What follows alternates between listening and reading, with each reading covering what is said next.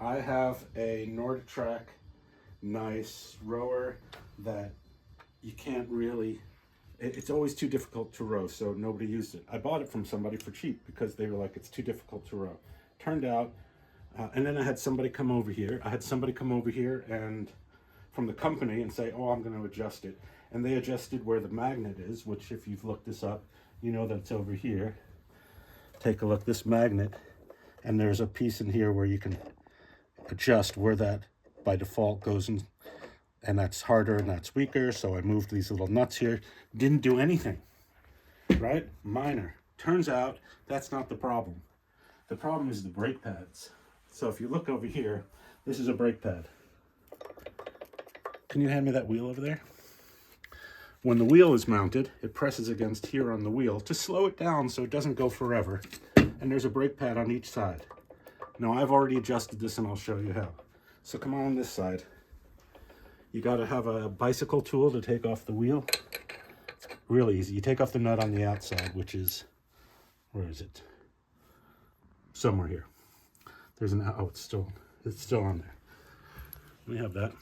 So you just take the outer nut off, right, which probably everybody's done because they're like, how do you get this darn thing off? So you take this guy off.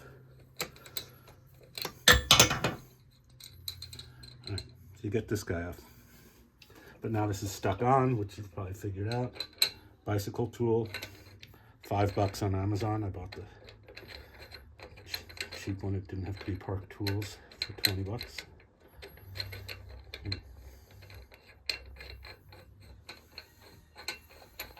All right, that goes in there.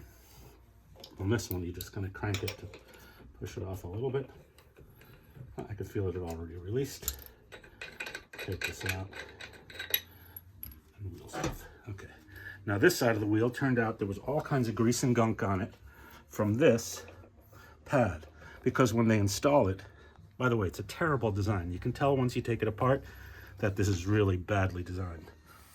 But there's grease that they have for this thing, and it gets on the outside, and then it gets all over the wheel and just sticks.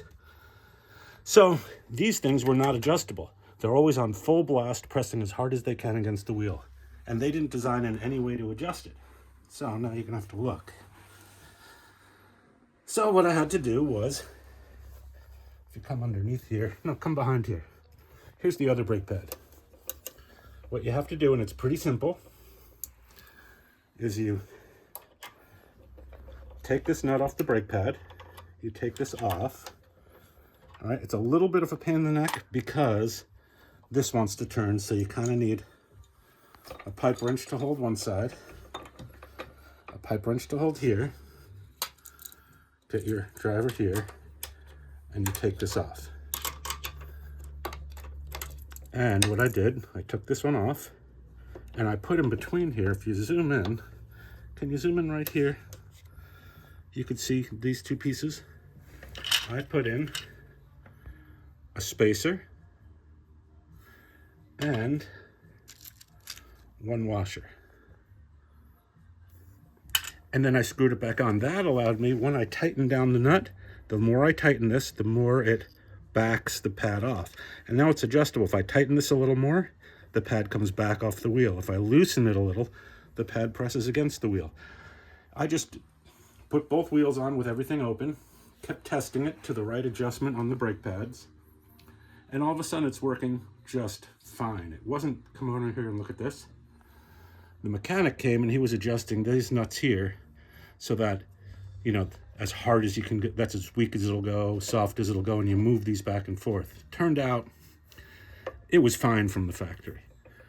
The problem is this brake pad was covered with gunk and grease. So, sorry about that. I took my rag, and you can see what came off the wheel. You can see all this gunk just came off of the wheel here.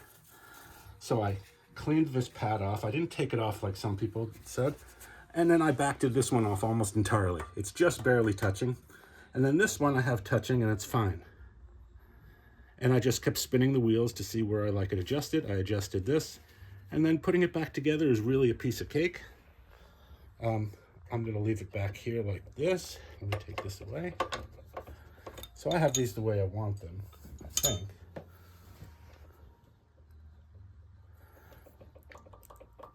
think that's where I wanted them. But anyway, let me, that's it. Can you pause it? So I'm putting this back to where it was before the mechanic came. He moved this way up here to make it easier, and it didn't help. So it is still good. I noticed when I row that when it's down here on 26, that's pretty difficult. So I'm gonna keep it down there. I'm adjusting this nut to hold this in place, right back there. And now I know how to adjust this part. This part's easy. And that way you can just, by default, where does it sit? So this is at the toughest. Almost tight enough. Kind of hard. So you see there's still some play there. Let me tighten it this way. So the more you move it up here, the more you move this up here, the more this drops, and it's easier by default. Over here, I'm going to leave it here. So it's pretty tough on 26. Because it wasn't the problem. The problem was the brake pads. Okay, so you see where that is now? Now watch what happens when I plug it in. Well, I'll plug it in anyway. Where are we? Okay, so now that is on the toughest, and when this moves up, it'll drop that down. It's easier. The brake pads hopefully are adjusted. I know I moved this a little bit, so I hope it doesn't change it. We'll check it. This is the one for the other side because it's got the steel on it. And it's this magnet. The current between that magnet and that steel, that speeds it up or slows it down. You see it moving? So this one's marked with a white line there. No, on the end. See the white line there? And the white line on here? Before I took it off, it was marked. Actually, it came from the factory marked like that. Okay. So you don't mess up. Because that's where they balanced it. See the magnet? See? That's the magnet that speeds it up and slows it down. Okay. Now take a look. That's going sideways. Looks good? Looks good. All right, so now we just put the wheel back on. Get this guy, and we'll tighten this side up. I got some old tools here.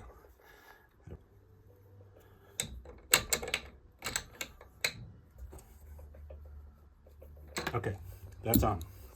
So let's go. See that? 1, 2, 3, 4, 5, 6. That's kind of where I wanted it, because when it's free, it turns 8 times.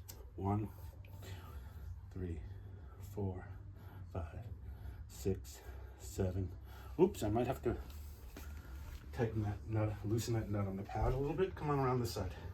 And I think I should press the pad against it a little more. Now watch this right here.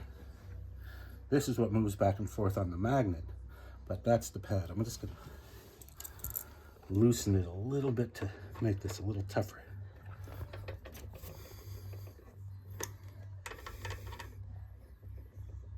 There's an adjustment. Now let's count.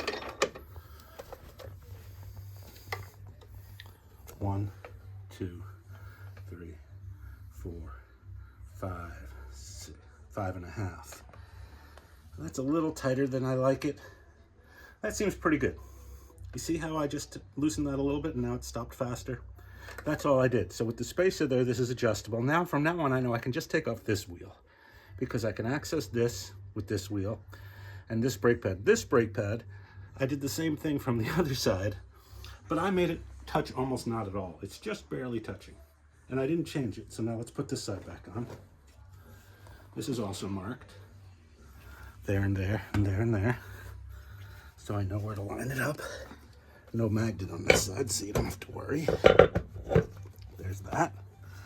Then I gotta figure out where I put the thing in. I'll tighten it up and we'll test it. That goes back on.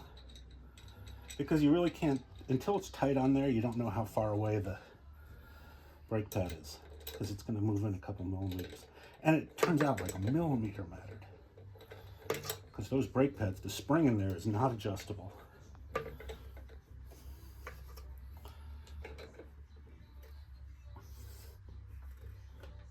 All right, that's pretty tight, hand tight. Let's see. Ready? 1, 2, 3, 4, 5. Before it was 2.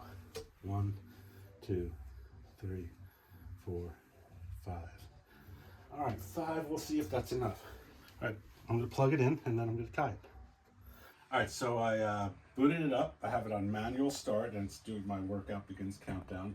And I'm on 1 right now. You wanna take a look back here? Thanks. You know, it starts on 1. So this would be the easiest. So it better work good, otherwise I have to back off those things. This is why nobody wanted to use it, even on 1. Oh, this is a piece of cake, it just keeps you moving. So this is real easy. So it's better for it to be really easy on 1 than too hard, because then everybody's like, I'm not doing that, it's too hard. At least this just gets you going. All right, I'm gonna put it on 26, see what happens. You can hear the magnet moving. Okay, let's see. Oh. Yeah, oh yeah. This is how it was on 1. No wonder nobody wanted to do it. So it was like this on 1. But this is good, okay. So this is pretty difficult. And then let's go down to 13. Middle. Oh yeah, okay, we got it. This is pretty good. I think I'm gonna leave it right here. Because as long as 1 is real easy, or 3, right down to the bottom, resistance level. As long as that is okay. Yeah, 3 is a little, I feel a little resistance. And then 1 is just warmer. Just how it's supposed to be. So that's all for today. Now you know how it works. And then in the end, of course, the hard part for most people is they get so nervous about taking the, you know, the outside stuff off, but it's really a piece of cake. You put one side on, you put the other side on, screw it together. Thank you, and I hope this helps a lot of people. I would never have done this if I hadn't already called for the warranty help, already had one of their mechanics over here who I paid $150 to, or $175 or whatever it was to fix it. They left and nothing happened, and he told me, well, if you don't like it, open it up and move that nut. Did it myself. Bye.